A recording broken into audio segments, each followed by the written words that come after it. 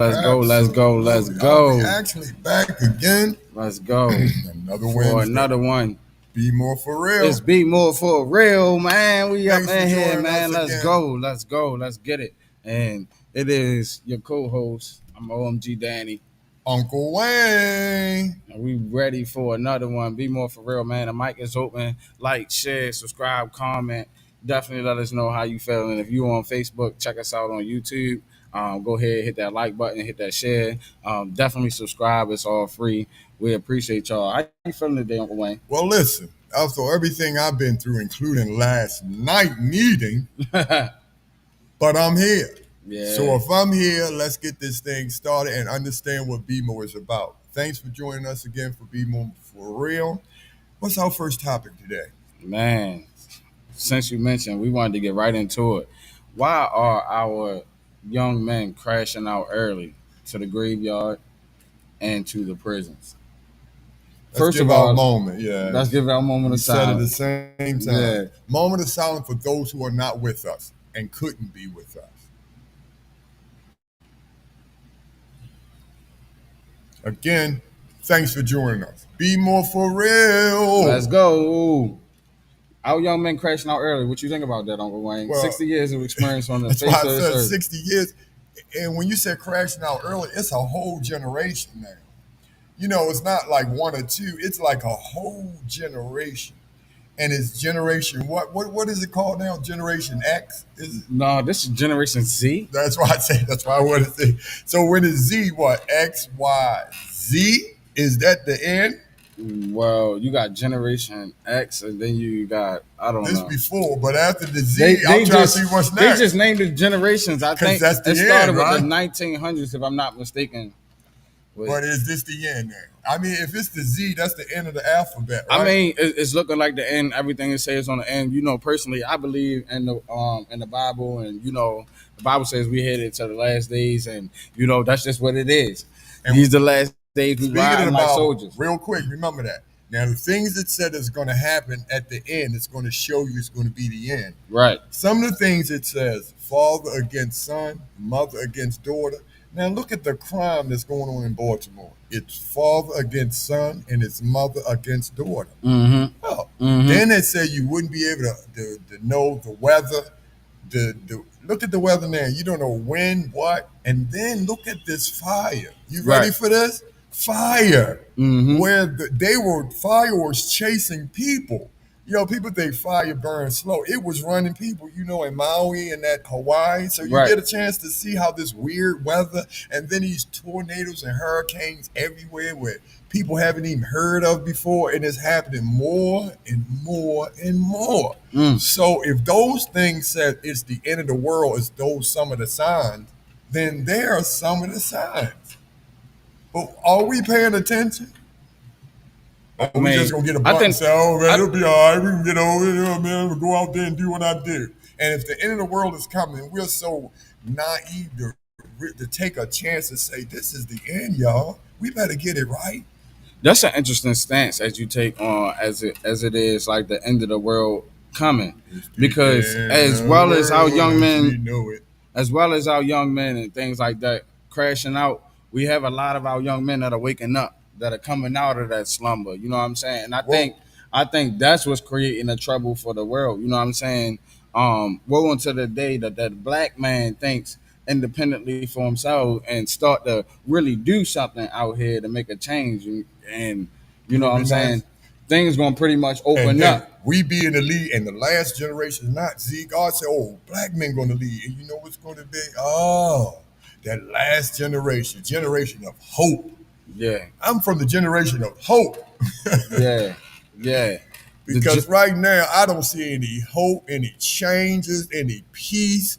I see us at each other's throat on a regular basis. And then we was talking about a lot of times the crime that happens in Baltimore. When you really come to terms with what happened in that crime, you find out it's the pettiest thing. Right. But they actually took someone's life over something that petty. Mm-hmm. It goes to show how dangerous we don't treasure a person's life. Mm-hmm. You know, I mean, it's the old deed. You know what's crazy about it? So I'm not gonna mention any names or anything like that. Oh, we got I'm gonna just say that the person that was arrested, one of the persons that was arrested for the shooting that happened in Cherry Hill, where like 29, 30 people got shot, at least in two Brooklyn. people. Yeah, at least two people got killed in like South Baltimore. Um, the one of the suspects, and they got his face online too. Um, he was actually 18 years old. 18. And we talking about our young men crashing out early. Yo, this man was 18 years old. And the other one was 17. The one that they wanted to charge, but for certain things was 17. Yeah, yeah. So I mean, it's a lot of our young men crashing out early, and I mean, So like the quote say, to the grave and to the prisons. So crashing out early, and I'm glad you mentioned that because somebody told me to explain what crashing out means. So crashing out actually means to go off of the deep end. You know what I'm saying? Go off on the deep end on a hood level, or on a more layman's terms, to crash out early means to throw away your life. To not give up. To throw away your life. And so some people crash out. Oh, you know, we just heard stories about the judge that killed his wife and all that other stuff, and called the police station like somebody or one of the government officials like, yo, I just killed my wife or whatever. Yeah. You know what I'm saying? He crashed out old. He crashed out way old. You know what I'm saying? He probably going to do the rest of his days in jail. He was like 70, 80 years old. Killed his wife. But you know what I'm saying? These young men are crashing out early. We talking about 16, 17, 18. You know the story with Dante Harris that was got accused of and convicted guilty actually of running over that cop that was in Baltimore County. I believe her name was Amy Capriccio, something like that. Don't quote me on that. Her name was like Amy or something. Excuse me if I got the name wrong. But however, you know what I'm saying? These young men are crashing out early. You got they're not even 25 yet, for God's sake. All right, listen to this. When we hear these horrific crimes that's being perpetrated, I like to know why. Why was it done? Even down to the child that was 6 years old who shot the teacher. I want to know why. Do we ever ask why? Why do the children do what they do? You know what? They're probably in that situation the way they are because us as adults never ask them why. We don't ask them why. You know what we do? We tell them to do what we want them to do and not to talk back or to, snap back. So how do we know how young people feel if we don't give them a chance to tell them how we feel? Only time we see the results of them, as you say, what do you call it? Crashing out. You see the results of them crashing out on a regular basis. Are they crashing out or they just had enough? Don't care. If no one loving them, why should they love anyone back? You get it? If you grew up with no genuine, unconditional love, how do you know how to love people back? Right. You kind of getting what you give. Right. Appreciate you, brother Rob, tuning in. Definitely appreciate you, man. What's up with you? We need those comments. Yeah, definitely appreciate you. We would like if anybody that's on YouTube, on Facebook, can go over to YouTube and follow us on YouTube at BMore4Real Podcast and help us grow that channel. That would greatly be appreciated. And also, while you're on YouTube, if you don't mind, while you're on Facebook, if you don't mind sharing the video as well, so we can get them viewers up. You know what I'm saying? Our goal is to get 100 subscribers by the end of September. So let's help us do it. Please give us that due diligence of just hitting that subscribe button. Whether you like the conversation or not, that mic is open for you to even express that opinion. And if you don't like the conversation, that's even more to give your opinion. Listen, wise men don't always agree. We had to learn how to get along when we don't agree. We have to have a conversation. But if all of us had the same opinion, that wouldn't make sense. But we have to be able to discuss our differences. And especially us as black men, I bring that all the time because that's I ride for. Because if we get it right, the jig is up. Just imagine if we pull together and get it right. we will be unstoppable. Mm-hmm. We excel in everything we do, damn near. Mm-hmm. But we stop believing in ourselves when people stop believing in us. Mm-hmm. That's where we fall short. If we believe in God, see the difference? Because we start believing in people, because people will always let you down. That's just life. I'm 60. I'm gonna learn people, humans let you down. Mm-hmm. So when you put all your faith in humans and they let you down, you let yourself down and you don't care. If you put your faith in God, He shows you how to really get it done. Mm-hmm. Because He shows you you're not like any other one He created. No one is like any other one He created. His uniqueness is none of us the same. All of us have a role, a part to play. Right. So I can't tell you who you should be. You got to let me know who you are. You see the difference of the two? Right. So the young ones never get a chance to express who they are. Then how we going to get to know what's going on? Why are you so angry? Why? Remember I said this, like, why your relationships don't last? Why when y'all like each other, you hit, beat, and talk to each other like dogs, and you really like each other? That's the part. You know, when the young ones, let's say my nephews, when they like a female, it's like, it's aggressiveness. I hear you talking about her like a dog, but you like her. I'm a little bit confused on that one. Mm-hmm. So if they don't get out who they are, so they hold it inside and become someone else, tell me. I mean, you're closer to the younger ones than I am. Talk to me. Tell me. What do you think about it? Cuz, Ray, I appreciate you. I appreciate the comment, man. What's up with you, in. man? Appreciate you turning in, for real. My fam show up and show out. You know how we do, for real. We stay true like glue. You feel me? Let's go. But as far as the young men crashing out, like, for me, I think it's a mixture of both circumstances and also entertainment. So let me tell you why I say that. Because a lot of times people are products of their own environment. That's true facts. You understand what I'm saying? Especially children. You talking about children coming up under certain environments and certain conditions. I mean, like, most of us really do come from nothing and make something. You know what I'm saying? Most of us really do. You know what I'm saying? We don't have everything. We come from some grimy places. You know what I'm saying? Where half the people we know are dead before we even grown, type stuff. You know what I'm saying? Baltimore. Like, that's the unfortunate, ugly truth. You feel what I'm saying? So, like, and I think that part of it is systemic. We can use that and say, okay, yeah, racism, okay, it's affecting the black people in this way, in this condition, because we're brought up in poverty, and there's a preschool to prison pipeline. So when you brought up in these certain conditions and there's no way out, a lot of times you're not going to make it any way out. And then there's the other side of it where we have the music and entertainment, whereas though the only people that's being glorified out here, the rappers, the actors, you name it, the artists of any type of artistries, sports, and some of them, you know, like Ja Morant with the gun flashing and all that stuff. Like, these are things that we glorify. It gets much attention in our community. So it's like we shooting ourselves in the foot, and we also are being systemically held down, which makes it like a twofold thing. Like, it's from all sides. It's from all ways around.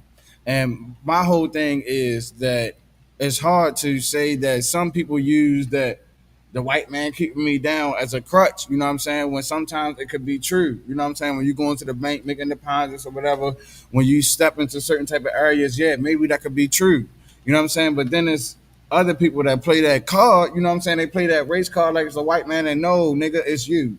You understand what I'm saying? And you can't look in the mirror and see that it's you, that everywhere you go, it's just the same thing. Like, everybody ain't like that. The common denominator is you. So I think it goes hand in hand with all of that. So the reason why our young men are crashing out so early is because there is no guidance. I mean, there is none. The music industry and TV is raising us, and it's been raising us for a long time. It's actually been raising us since the television been prevalent in every household in America. What we had to look up to was the Good Times and all of them TV shows and Sanford and Son, and we had to learn from them.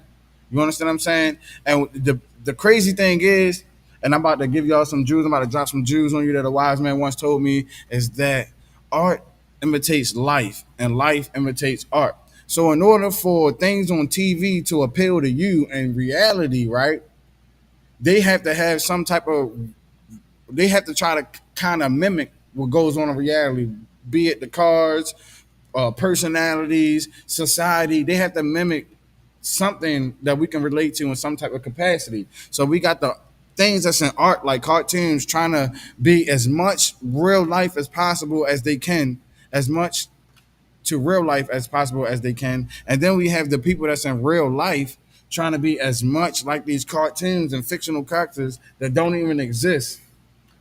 We're trying to be so much like them. So it's like a weird dichotomy. And I don't even know if you can call it a dichotomy. It's more like a synthesis or something.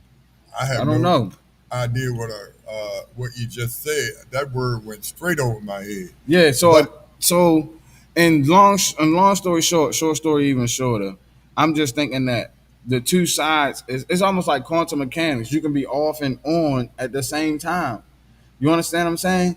And that breeds confusion and all that. But what I'm saying is there's no structure, there's no order.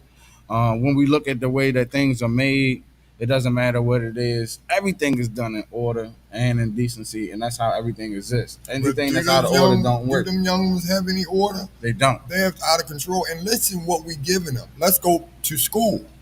Let's look at the young ones in school. Look what we're teaching them. Do you see? That's what I'm saying. We don't cater to the young children like we should. Even when they say you want to do this, we force them to be something that we want them to be. Let's say, for example, when we put them in school already from pre-K, they are preparing them for college. Who are you to prepare that child for college? You don't have the right. You don't have the right to pick and choose for that child. People say, "Oh, they're my child." Listen, your mother and father don't own you. You don't own your children. They're loners. God loaned you them so you'll be the guidance. And the best way to be the guidance is to be an example. Instead of telling your children what to do, you be the best that you are. Then they have an example to look up to. Stop telling them what to do when your life is all mixed up. Because kids are not dumb these days. When we talked about the Santa Claus thing, when you first tell a young child there's a Santa Claus, you give them the whole story. Oh, you got to be good. You looking at, oh, you got to be good. You go through the whole thing and you're looking them in the eye and you're telling them there is a Santa Claus.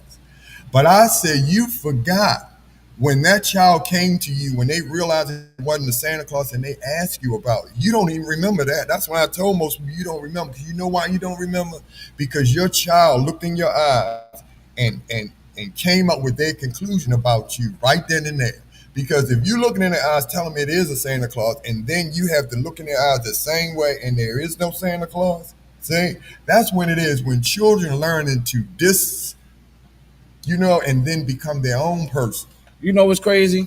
I Think think about it. I think we got to question what is real, because when you look at it, that's a question I wanted to ask that too. Or I just wanted to post that. I should say I just wanted to make a statement, which really poses a question in other people's mind. I'm like Dane Calloway, you know what I mean? I'm here to make you think. But look, what is real? Because let me give you an example. So we living in real life and reality, or what we would suppose is real. However, we have social media. We got YouTube, Instagram, So Facebook, on, so on, so on. so on and so forth. And we have this like virtual community, which is seems kind of real. You understand what I'm saying? Their realness. Yeah. It's real for them. Right. But I mean, is it real or is it not? Is it fake or is it not? Because me as a data technician and what I've been through as a data tech, I happen to know that the internet is actually a physical place.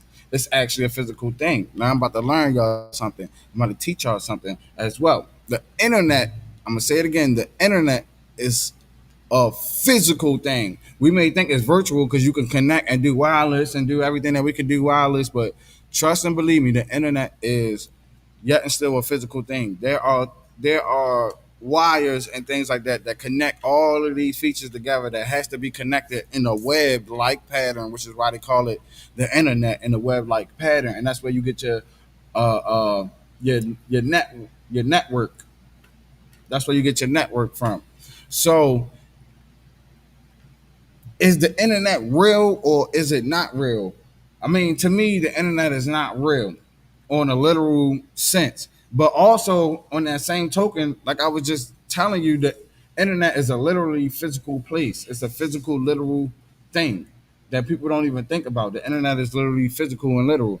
So it's like a twofold thing, and that is the wildest thing ever. So like that's why I think people get mixed up and confused with reality and virtuality. You know what I'm saying? Because those stuff to me is virtual, and virtuality is not reality. But I think they're trying to like blur the lines between virtuality and reality to try to create another universe. That's a whole nother topic for a whole nother discussion. But we are confused nonetheless about the basics and the foundations. And this is why our black men, our young black men, are crashing out because we confused on the very basic levels.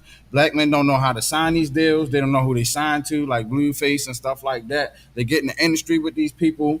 They do not know how to conduct business on that type of scale, and you don't know that the money that they're giving you, the record label or whatever, that's a front, or they're giving you that money like they lending it to you, and you got to give them that money back and on the back end.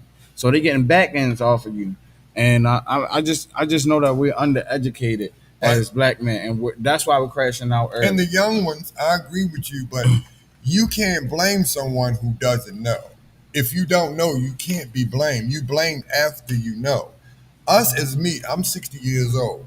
We dropped the ball. We dropped the baton. Let's say in a relay race, we dropped the baton. We didn't pass it on. Mm-hmm. As men my age, we messed up so bad. We didn't like how our parents. Let me give you a problem. We didn't like our parents were bowing down to white folks. This is true. I mean, I'm against white folks. Don't take this the wrong way, but this is the truth. I lived on Lombard Street as growing up. On one side, it were whites, and one side were black. You don't get caught on either side. It was on. So I had one of these brothers that like white girls and like it is. So he crossed the line on a regular basis. So he would run back to our house and bring them. They were all chasing back across that level. So I know how time moves. Things change. But us as blacks need to stand up and say it's okay to be black. But watch this. When I say black men, most black men look at me and look around like, do I say when I say white men? Because first of all, you got to be proud of who you are. Mm-hmm. If you're proud of who you are, then you can get to the next level. Mm-hmm. The young ones are not proud of who they are because they are great, but if they don't play basketball or sports and they not a rapper, they're not considered, like you were saying earlier, they're not considered important. Mm-hmm. Well, how crazy is that? Or the other way, where you go to their college and all the way up to your PhD. Right. Do you understand? Hey, I was hearing this talk by Jordan Peterson, right? And he was talking about how, teenagers have a hard time coping with society and everything like that because a teenager's main job is to fit in. When you go through elementary school or middle school, you know what I'm saying, you're still learning yourself and all that stuff. But by high school, you know what I'm saying, teenagers just try to fit in. And the problem occurs, I think, psychologically with a lot of people is that when you do not know how to fit in society at that point, you know what I'm saying? And not just not knowing how to fit in society, but how society ostracizes you for not being a part of society and fitting in a way that they can accept. So people spend a lifetime clout chasing. And I think that the people that are famous are the greatest example of these people. I think they will go out their way to clout chase, you know what I'm saying, just to be accepted. And the moment that these people are not accepted, then they lose sight of who they are because that's never who they were to begin with. You know who I got power for? You know the one who just now, the fastest female in the world. Sha'Carri Richardson. Just the one that race. Yeah. I am so proud of her. She put that power. Shout out Sha'Carri Richardson, yeah. Power. Fastest woman in the world. We love it. Shout out Sha'Carri. And she decided not to interview with any white folks at all because of how they treated her. Just like Fox 45, which is the main one, and their parent company, whatever. How they expose us. They use us. They Mm-hmm. get the ratings off of us, but they really don't care nothing about us. And how they did her, they really did, because of that weed thing with the vape thing. They made her that feeling. And like She smoked said, weed and still dusted them. She smoked every girl in the division too. She smoked every girl in the world too. So all you haters, have a blunt and sit down. For real. You know what I mean? For real. So it go to show we are powerful. And the others are Kaepernick, what is his name? Colin Kaepernick, yeah. That's another one that need to be appreciated from us. This man sacrificed all this money to kneel on and to kneel down against all of what was going on with this police brutality. But do we stick behind him, calling them names? And I'm like, what are y'all doing? Now, see, that was a mixed thing, and I think that's why black men are crashing out too. And that's a great point that you brought up, because you got the NFL was 90, or not 90, I think around 70% black. So most of the players that play in the NFL are black. So when you're talking about canceling the NFL and you got mostly black people on there, I mean, like, how are you still supporting black people while you canceling black people that's trying to make a living doing what they doing? You feel what I'm saying? So I mean, it's counterproductive, and that's why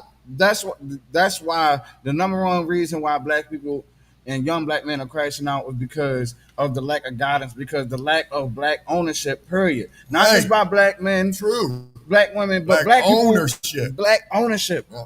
We don't own things. We do not own things. You know what I'm saying? We can't just say, all right, son or daughter, I know you ain't doing the best in your situation or whatever, but I got a job for you. This is what you can do. If the most you can do is drive me to my goddamn locations and all this other stuff, I'm gonna make sure I can put you on payroll so that this company can continue pumping the money through our family. You understand what I'm saying? Opportunity. If you can't do nothing else but write, I'm gonna make sure you can write and do something for the betterment of our family. I think it's just too much unhealthy competition, because you see other black men, you see other black people, you know what I'm saying, on TV, and you hear them, you know what I'm saying? This is what we see every day.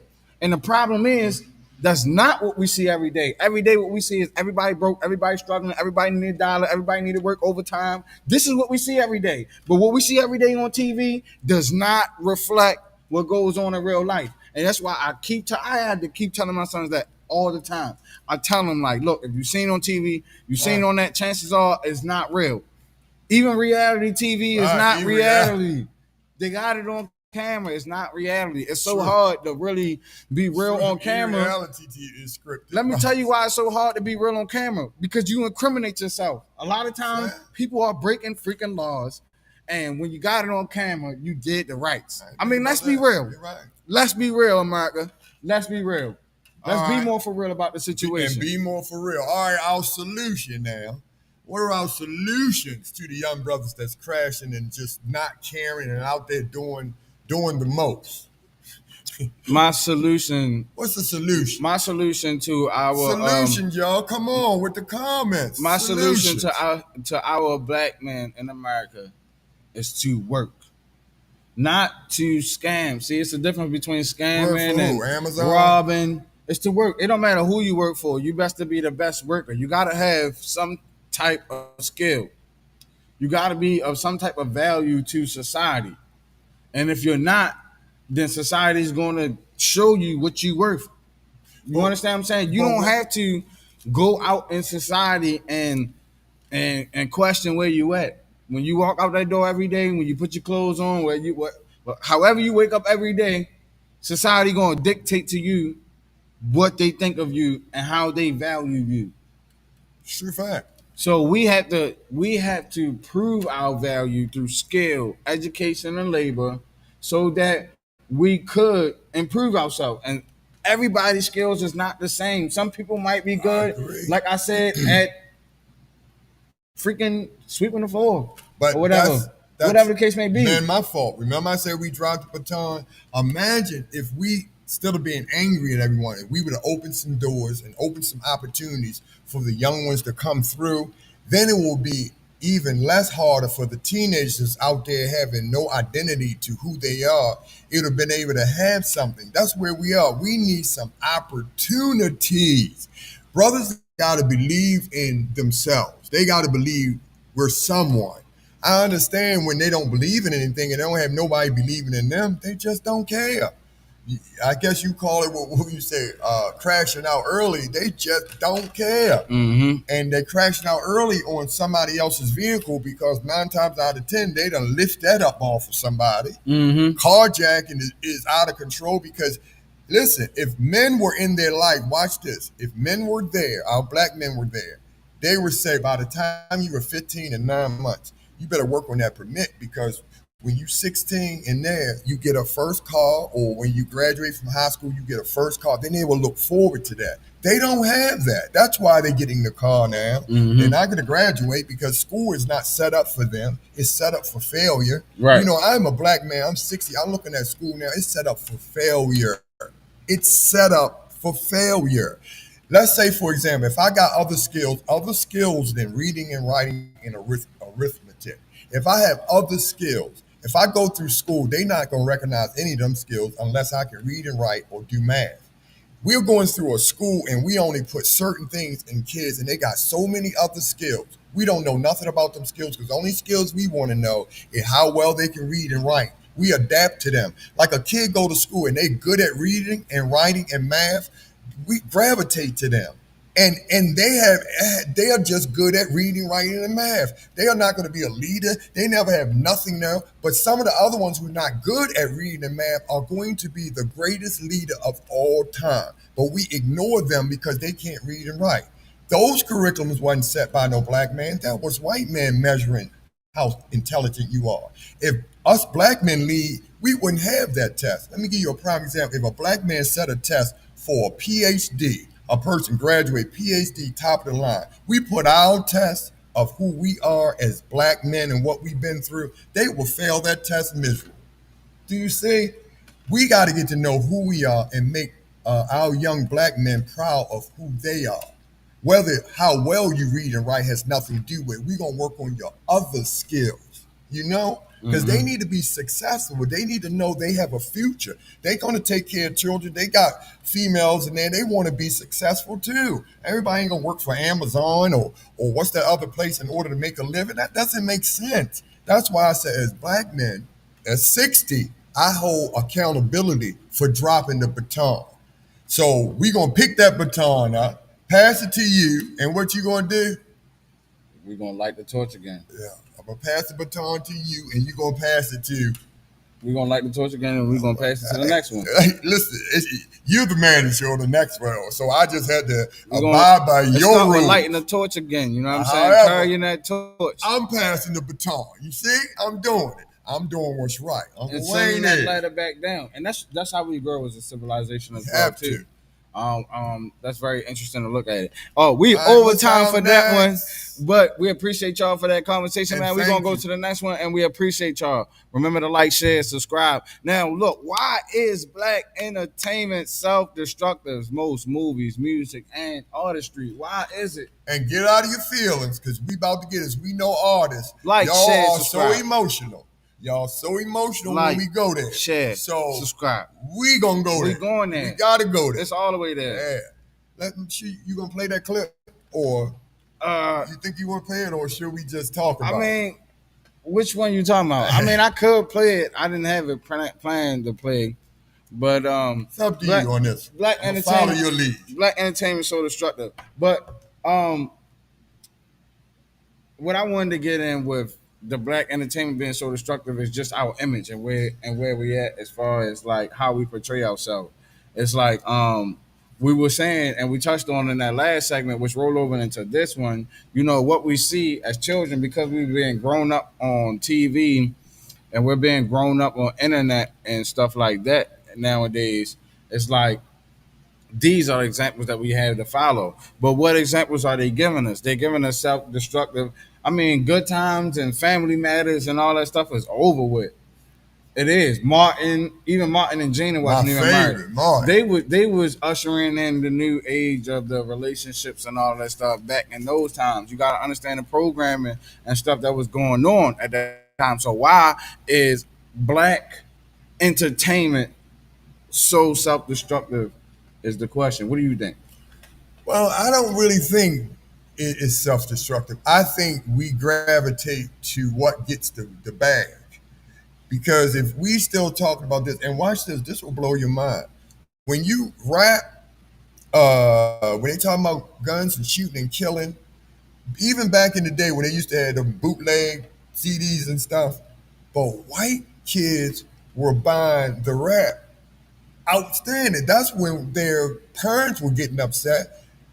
White, young, successful kids love rap. You know why they love it? Because rap gives them a thing where I don't care. F you. You see? So can I ask you a question then? That's how those children feel. So is that why black entertainment and black music is so destructive? Is because it sells. The white kids love it? It sells. They love it because it sells. Sells. Because after the hard rapper makes the hit song, his life ain't gonna be like that anymore. Mm-hmm. So he's not at that level. But he's gonna still kick out that music for all the things he's been through. But who buys the music? My question is then, how is it that white people don't take on that stigma and those roles within their own community and other communities and other ethnicities that are famous in acting and stuff? How is it that they don't take on those roles, those same roles? They can't. They didn't been through what we've been through. Maybe some in Brooklyn. No offense. Maybe some white. I say some in Brooklyn. Dang, it was like that. Most whites, listen. Most whites got aunts, uncles, somebody in the family that will give them a second chance. Like if they screwed up, and then they can whisper in the judge's ear, all this. So it's so many moves that they make that can be successful for them. We got one shot to mess up. You a juvenile, you get one thing, you a felon, they going to you're nothing. But with white, it's a difference. You see what I mean? It goes back to me again. Mm-hmm. We didn't leave anything for y'all. We didn't fight the way we should. Listen, I'm not knocking anybody carrying a sign, but carrying a sign saying Black Lives Matter and not treating each other like we matters makes no sense. Because if you and I matter to each other, we wouldn't have to tell a white folks Black Lives Matter. Wow, that's deep. Watch this. Wow, do something. Kill that's a Jew. Deep. Hold on one time. Let's get a applause. I guaranteed you this. They ain't not going to carry a sign. But I bet you that whole area where that Jew was killed is lit up. It's all there. And they solved that whole murder. Just how quick. Mm-hmm. So they don't carry a sign. Ask Kanye when he talked about them. Did they carry a sign? But he know they not playing. See, there's a difference. If Black Lives Matters to us, we wouldn't have to tell anyone else it matters. You would know it matters. You hit one of us, it's like hitting all of us.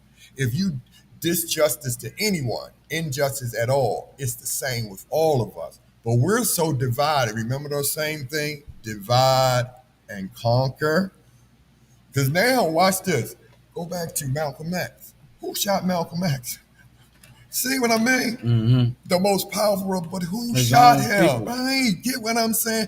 A white man can get one of us to sell out so fast. It's ridiculous. Let's say you and I now, powerful talking as it is. White man can say, listen, I can give you this, give you that. Go take them out. There without a second thought. Not knowing you turn our village down for a few crumbs from the enemy. That's why I said if we pull together, we will be unstoppable. Think about it. You say you pull together. We got to. You put each other under for a few crumbs from the enemy. Crumbs. And that's an interesting point. And you need crumbs again. And see, I think a lot of people do sell out. You know what I'm saying? That's a quick sell out. So I'm not including the people that sell their own soul, but you sell your own people out. You understand what I'm saying? It's one thing to sell yourself out. It's one thing to sell yourself out, but it's another thing to sell your people out. Jesus Christ for 30 pieces of silver. To sell your people out, right? And that story is written in the Bible. Dirty dog. His own people sold him out. You know what I'm saying? They really did. But my thing is that the entertainment industry refuses to put. Let's get back into that. The entertainment industry refuses to push any positivity, especially coming from the black people. And my thing is that we don't own any other music industry. Now we're starting to put together pieces. Now that they're giving us a few scraps off the table, but we got to understand that we are behind in this race. And we behind in this race, which it is very much a race because they made it a race. It's really no competition. If it come down to it, everything that we do is better. Let's be real about that. But Sure. let's not argue. Let's I'm not state facts. saying we're better. I never said we were Let's better. state facts. It's just the things that we do. It's obvious. But it's obvious. It's obvious that we excel. It's obvious that we don't control. We, meaning black people, do not control the entertainment business. Period. We don't control the movies, music. We don't control the radio. We don't control the magazines. We don't control any of that. And that is a major thing because when in Baltimore, let's be more for real. It's the BMore4Real podcast. When in Baltimore, when the riots happened over Freddie Gray, everybody was a bunch of gangsters and looting and all that other stuff. But down in Charlotte, they was a bunch of peaceful protesters up until somebody came through and rammed the damn car through the damn protest and killed some people in Charlottesville.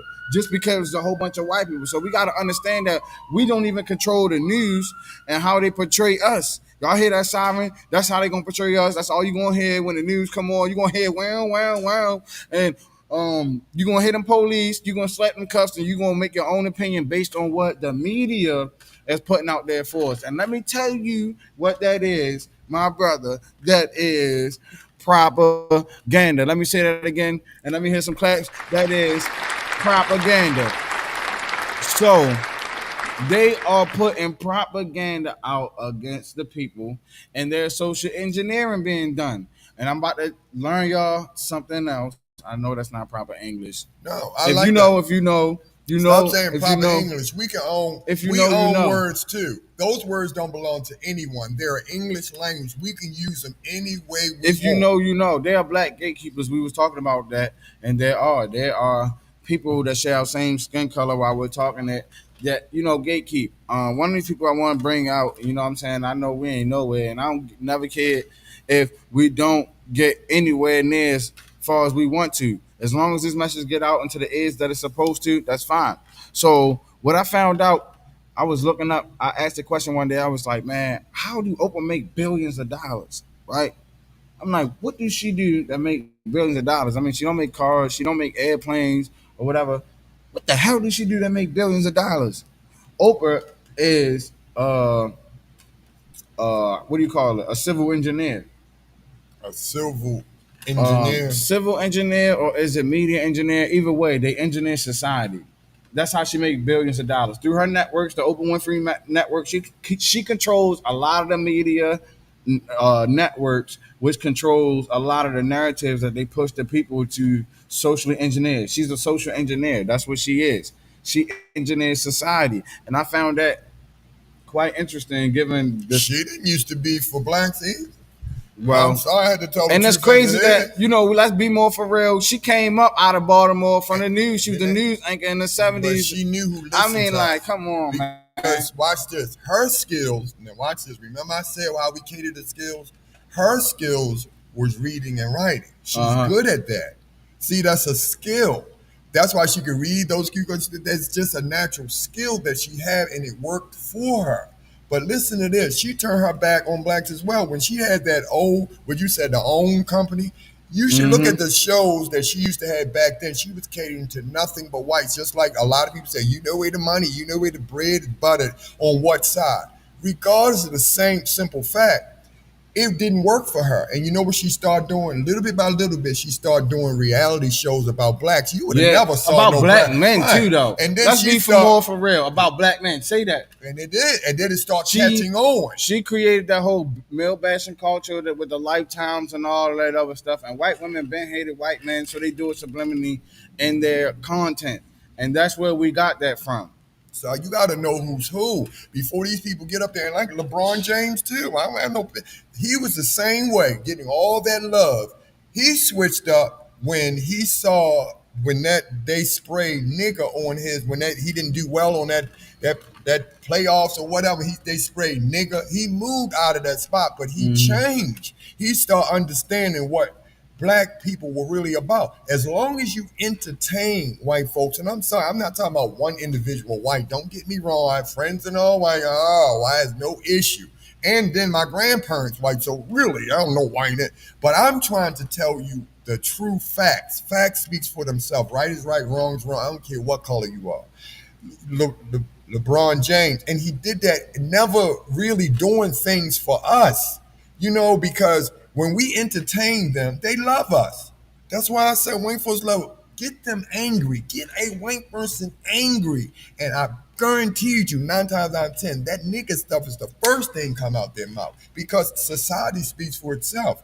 Listen, niggas say, "Oh, thing is nice." It speaks for itself, just like on that commercial. That little segment we had last week when that white lady said, any white person, stand up. If you want to be treated like a black person, stand up. You see, that speaks for itself. And she said nobody's standing because they all know what we're going through. But listen, enough is enough of what we've been through. Now it's time for us to get to the next level because now white men not holding us down now. It's the old new rules and regulations. But now it's time to strike while the iron is hot.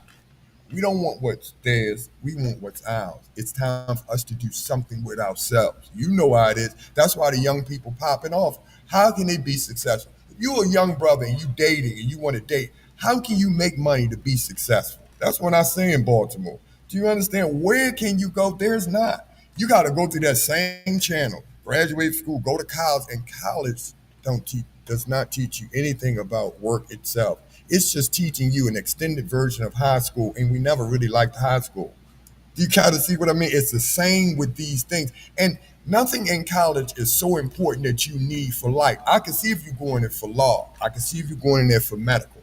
But can you name any other thing that you have a profession in your life you need to go to college for? There is none.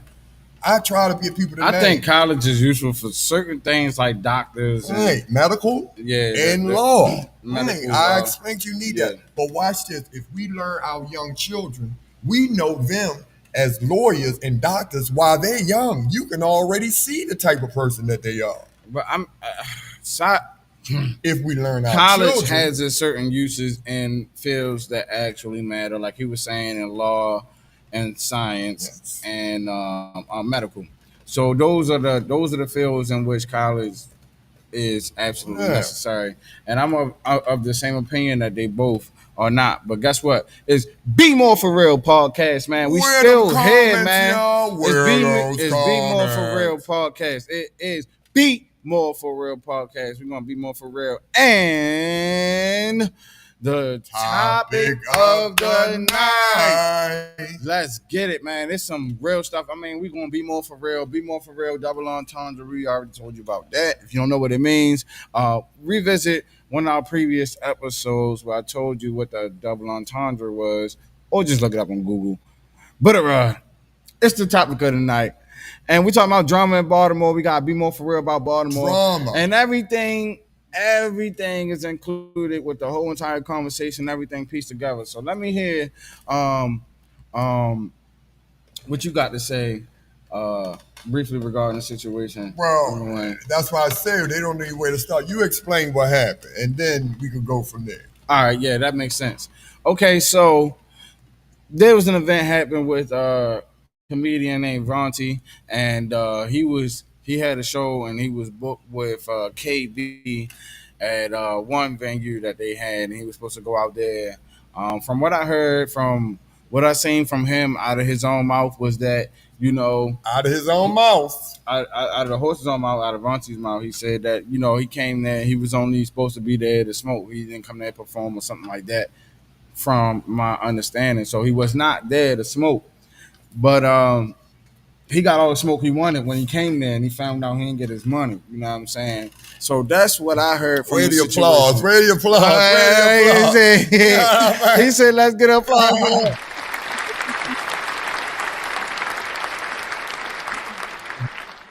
He didn't come there for the smoke, but he got some smoke. And that's the truth of the matter. Brother, now we see that you comment, and we just saying that we was having a conversation. We do appreciate you 10. Still got to get him in there. Yeah, we appreciate you 100-fold. You know what I'm saying? Let's go back and revisit one of them He's talking about Oprah, and he said when she had black stuff, it wasn't doing nothing for ratings. Then when she started doing white issues, etc., her ratings went up. And so yeah, Oprah Winfrey about that mess. Right. She's about that mess. Right. Don't get it twisted. I mean, one thing I do like about Oprah Winfrey is that, I mean, she like black men. Obviously, she got Stedman Bailey, whatever the guy name never is. Never married him, though. She never married him. She don't get too much money. Look now, see, look, when it's on the other side, look, we getting that later. When the woman got the money, she ain't no prenups, ain't no nothing, nigga. We just gonna be what it ain't go. It's gonna be what it is, nigga. But if let's Stedman been there on the other side, it would have been something different. Man. But look, all right. That's another time for another subject. Hey, Brother Nadi, we appreciate you nonetheless, y'all. We really do, y'all. We really appreciate the comments. But back to the topic of the night, drama in Baltimore, Vontae, he had that situation where he was booked. I believe he said it was for 7:00. At the one venue just to smoke at KB venue, and then he went to Smooth venue. I know a lot of y'all people that don't know about Baltimore, not in the Baltimore culture, don't know who these people is. Never mind that. These are people that are prevalent in the Baltimore culture. Mm-hmm. These are people that have recognition in the Baltimore culture, and some of them have influence way outside of Baltimore culture, which is why it's important to talk about. So Vontae was booked by KB or whatever to do something. He got a front end of $200, and he was supposed to get a back end of another $200 from my understanding, which makes a total of $400, but he was short on the $200. He was never supposed to perform at the venue, but he was just supposed to show up for an hour, smoke, and then leave. And he already had his next gig booked at 9:00 for an event down the street at Smooth Spot, which was at a spot I can't name right now, Sully's or whatever. But anyway, everything went left, and it started with Vontae and KB in that situation, and then it progressed into Vontae moving on to Sully's and Smooth's event where it went left. So everybody was talking about the Vontae situation and talking about canceling. Everybody talking about that. Yeah, that wasn't bad, and that was just a bad look on him. He went back and forth with so many other people. So let me hear what you had to say about this whole endeavor and the whole drama unfolding in the situation. I listened to it, and then I listened to his whole, spiel on there. It's like a big baby crying. Listen, the promoter said it. He understands. You really think that you could go to a spot, smoke weed, do nothing, and clock a few dollars to get it out. If you at that level, you have to be really well known. A lot of times people say $200-$400. It's not nothing. It's nothing it's something for a promoter. Now, the promoter said there were no people there. So if you come to smoke, he was giving you that because he wanted your followers to come and show up. Mm-hmm. So you didn't bring any followers, and they didn't show up, and you only smoked, and you didn't perform. I'm trying to figure out why he wants to get paid on this. So that's why I said you got to fill me in on this. And then I listened to the whole thing he said. You don't even actually call the popo. Well, I want to be absolutely clear. I don't know all the details. I don't speak on stuff I do not know. Popo. But what I will say, there's already an agreement, you know what I'm saying, or whatever put in place, and he supposed to get paid for something. All right, cool. You know what I'm saying? Then he supposed to get paid. I don't know what happened that night, what agreement it went on, and I didn't even see all the receipts or whatever. My major concern is about how does it look for Baltimore business, especially in terms of the entertainment industry. Like this drama in Baltimore concerning this thing make people feel like you can't get out the city even dealing with your own people. Is it? I mean, we were just talking about this last week too, and this is important. We were just talking about this last week, man. Our own people. Like it. Is it a chance that really you're not going to make it because of your own people, and not just a chance? Is it very likely that you won't make it up out of here because of your own people? Let us know. And if it's not true, what we need you to do is go over to the YouTube, like, share, subscribe. We need y'all to do that. Help people out. You know what I'm saying? If it's not true, if we want to see each other win, the first thing you want to do is make sure that we win for putting in our due diligence and go over to our YouTube page, like, share, subscribe, and do all that good stuff. And it's from two different sides. Now, he pulled a lot of people in to get to know who he is as a person. But guess what? When people now looking at you and pulling you up, are you funny? This is what I'm saying. I really don't know is he funny or not, but you have to understand something when you get this controversy. Because when people come for entertainment, they want to laugh and have a good time. Right. Stress shouldn't be there at all. Get Right. it? But he got more than 500,000 followers and things like that. You know what I'm saying? He's very popular and renowned on the internet. But how funny and things is like that. He's funny. He's definitely funny. See, that's what it should be all about. He's definitely funny. Craft, and he's really funny, which is why he got a following. His followers will speak for himself. The thing is that people thinking that he's overstepping the funny.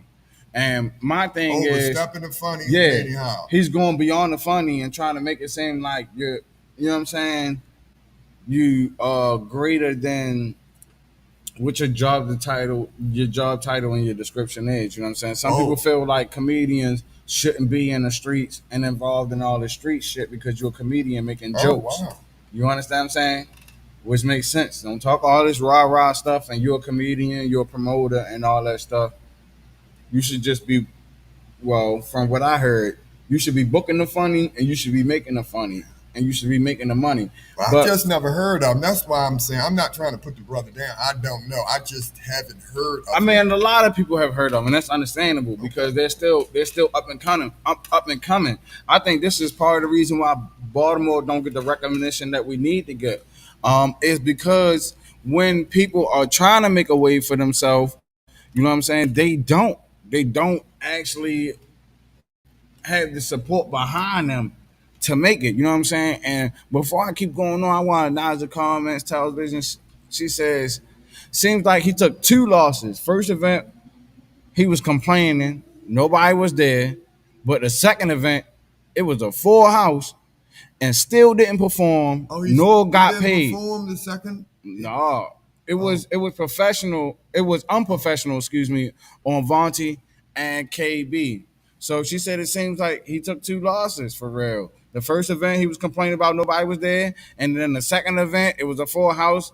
And he didn't perform, and he still didn't get paid. So he missed that opportunity. That second one, I didn't know that, but that second one with a house full, you gotta perform. It's all about performing. We're gonna get in that. If we got time, we're gonna see the video for a second. You know what I'm saying? If we got time, I know we running up on time for real.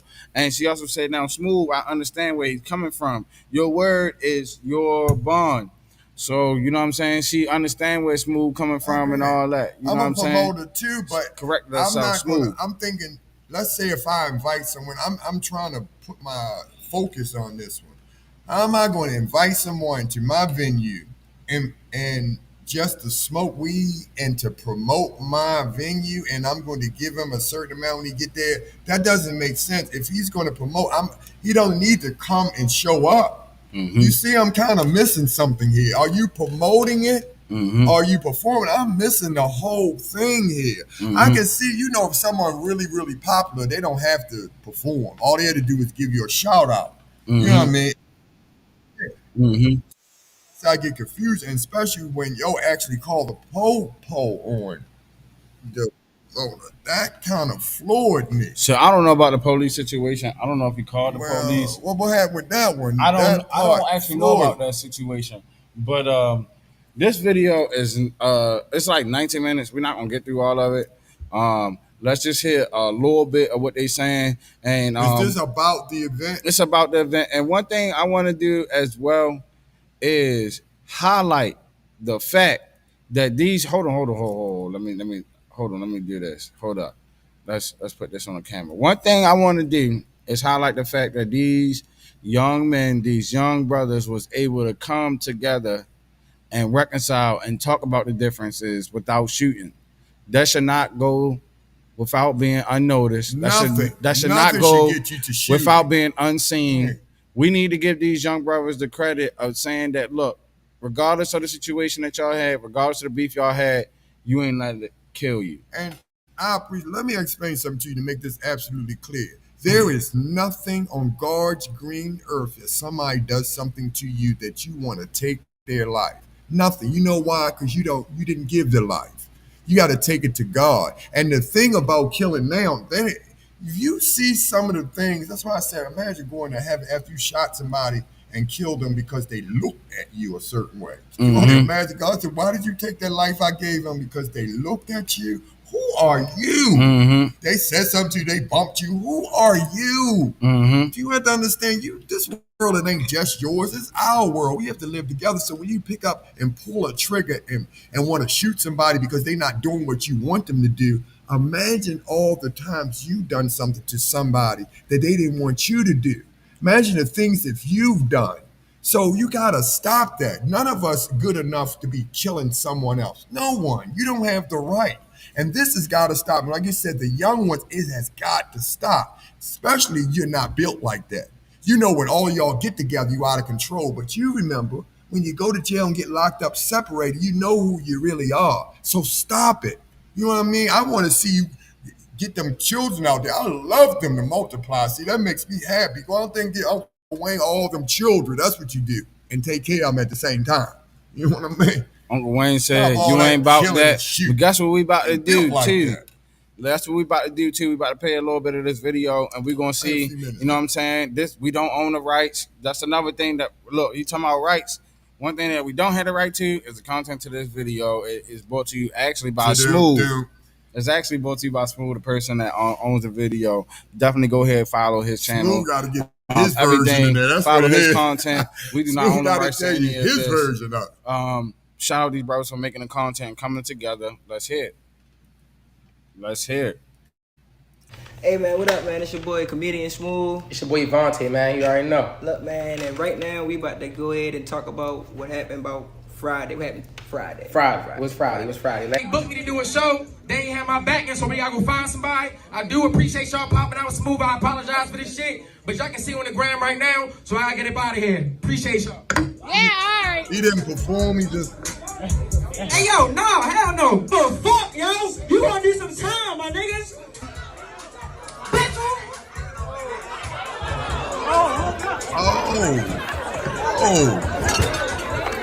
Yeah, hell yeah. Friday. So first and foremost, we want to tell Baltimore City, man, look, we came together kind of for y'all, you feel what I'm saying? Even though that incident was crazy. You feel what I'm saying? We're going to talk about it. We're going to talk about both our sides of the story.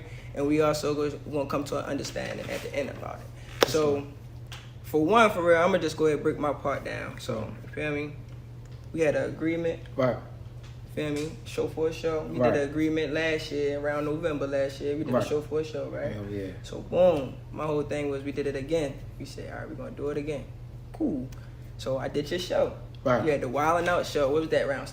June 17th. A reminder, we don't own the contents to this. We appreciate y'all for watching. Definitely make sure y'all hit that like and subscribe button. Let's go. June 17th. Wild and Out show. So I agreed for one show, but we wound up doing two shows. Two of them, yeah. That was unexpected. The day of my show, can you explain to them what was the situation of the day of my show? Why everything escalated the way it escalated? Right. So first and foremost, the day of his show, I was booked for two events actually that day. I had an event at 7, then I had an event at 9, right? I was supposed to go on stage at his show at 9. I woke up that day like, I'm about to kill it. I already had my jokes. I was ready to go. If anybody ever know me, they know I give it all I got. You know what I'm saying? So I go to this show at 7, and I'm supposed to smoke weed for $400 for an hour, right? He give me the $200. And this for the promoter guy. Right, this for the promoter guys. The promoter guy's name, I don't even want to drop his name. Though. I ain't even want to drop the promoter guy's name. My bad. It's already so I'm supposed to have a show at 7 p.m. It was a walkthrough. I'm not going to put his name out there. Now, you know what I mean? He ain't had the money, whatever. A lot of people say, just take it to court or just do that in the third. That's cool. But we in Baltimore City.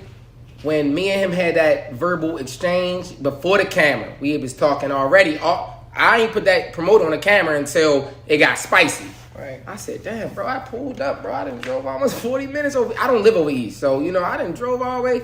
He said, look, man, I ain't got your money. Ain't enough people here. Woody, woo. I said, okay, that's cool, whatever. Out of there.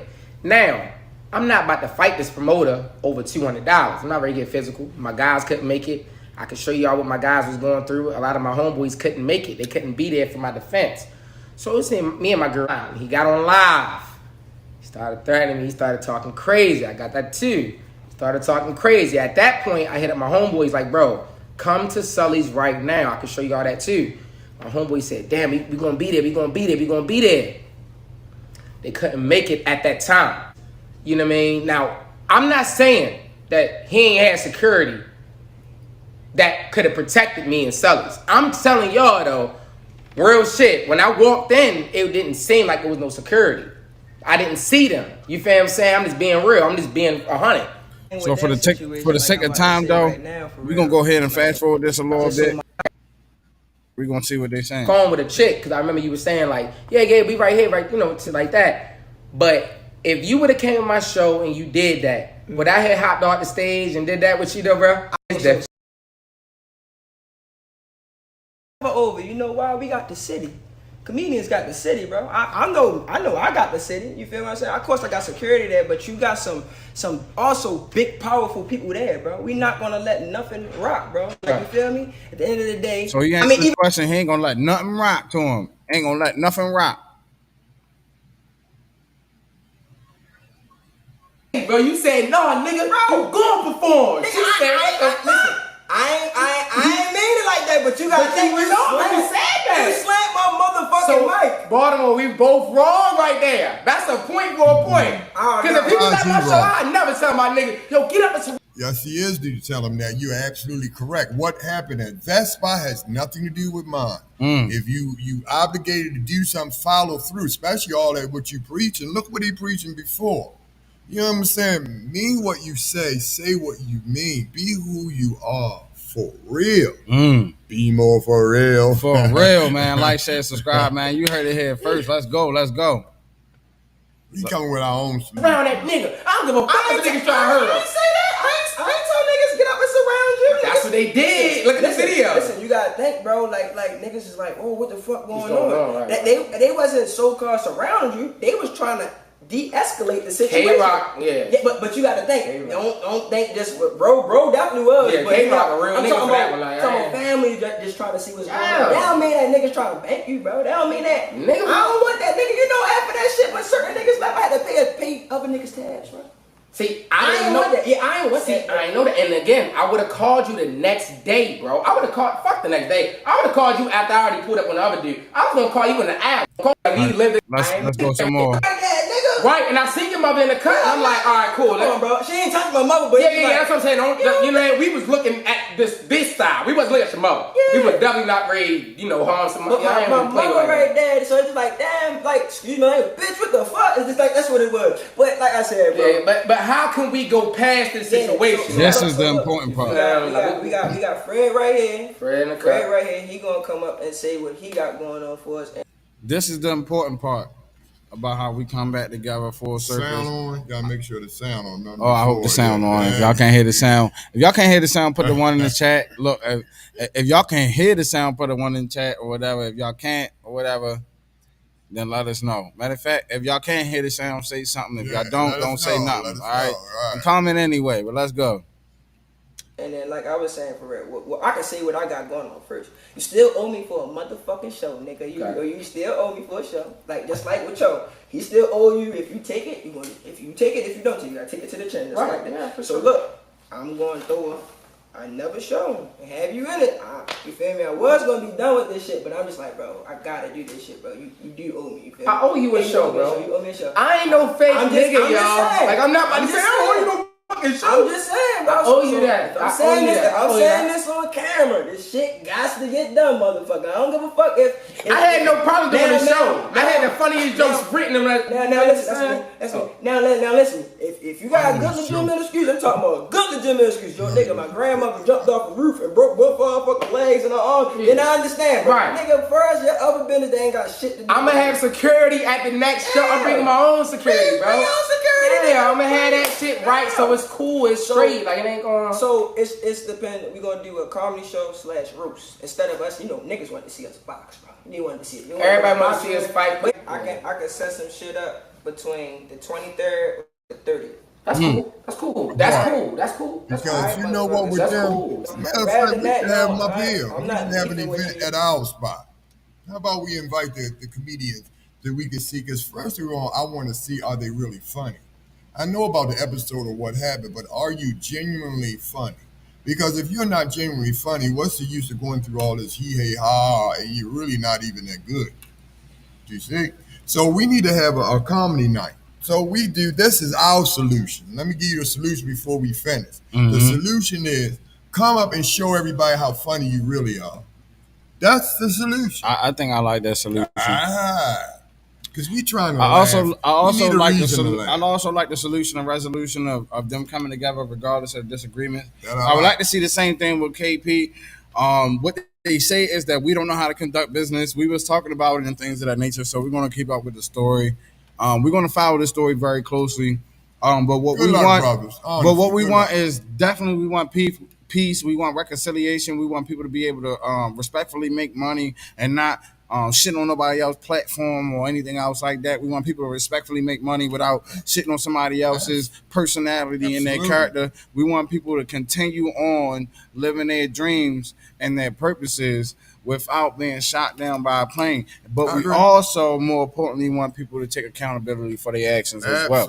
So that goes without being said. We always gonna work things out, man. Anything else you want to say on Wayne? Listen, I'm loving it. But once again, we're dead serious on that comedian night. So y'all look out for that. We're going to put it together. We're going to we're going to invite them. We're going to give them in. And we're going to try to do a comedy show up there just to see what happens. Because I'm interested in because listen, Baltimore, we do need to laugh. We just need a good time. We need to feel good.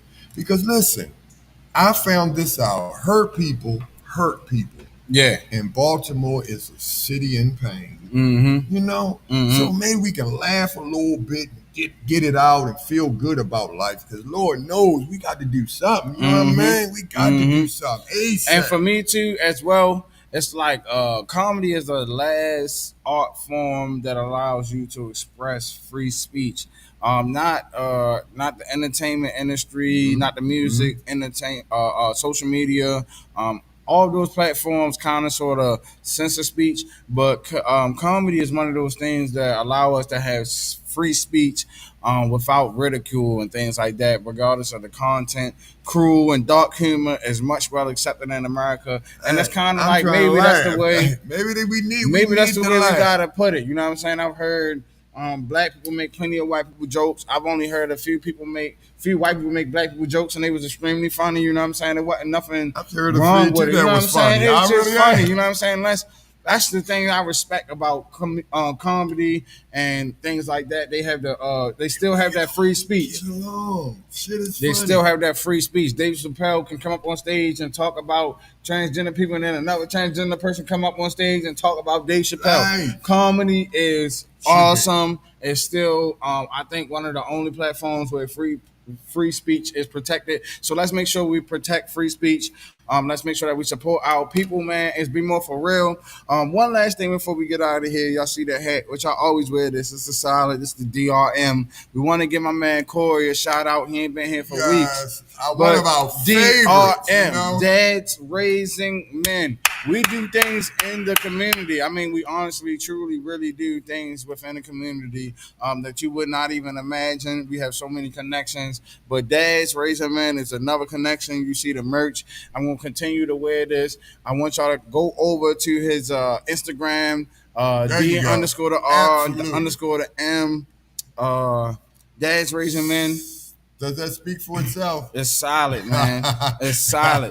So make sure y'all go ahead and follow. You know what I'm saying? Make sure y'all go ahead, like, share, subscribe. We're going to keep coming at y'all every single week with the pressure. It's not going to be a single episode where we ain't going to talk about nothing real. By the time you get it, you know what I'm saying? We probably be another 10, 20 episodes into it. We appreciate y'all. Subscribe, yo. We really need you to subscribe. What we're doing here now with this podcast, we are real. We promote people that's doing things in Baltimore, and we promote what's real. Be more for real. For real. A lot of times y'all going through a lot. People are just faking you out, telling you what you need to hear. It doesn't work like that. You need a real serious conversation to let you know, listen, God loves you, but God help those who help themselves. Right. And we don't necessarily agree with each other either, though. Yeah, but we hardly ever agree on things. To disagree. We agree to disagree. See? We can talk about what we need to talk about. It's all love. You know what I'm saying? We never gonna change that. Love them all, but we all gonna talk about the things the same. You know what I'm saying? The things that we're adamant, passionate about. This is the platform for that. We do have the YouTube. We do have the don't y'all forget us. The Instagram, BMore4Real Instagram. We got the Gmail, BMore4Real Podcast at gmail.com. Make sure y'all hit us up if y'all want something. Want us to talk about something that you have on your mind, let us know. Hit us up in the Gmail. And if you're doing something for BMore, remember we promote all people who do definitely the businesses. Definitely. So don't forget us. You know, BMore for real. I'm Uncle Wayne. I'm OMG. Let's go.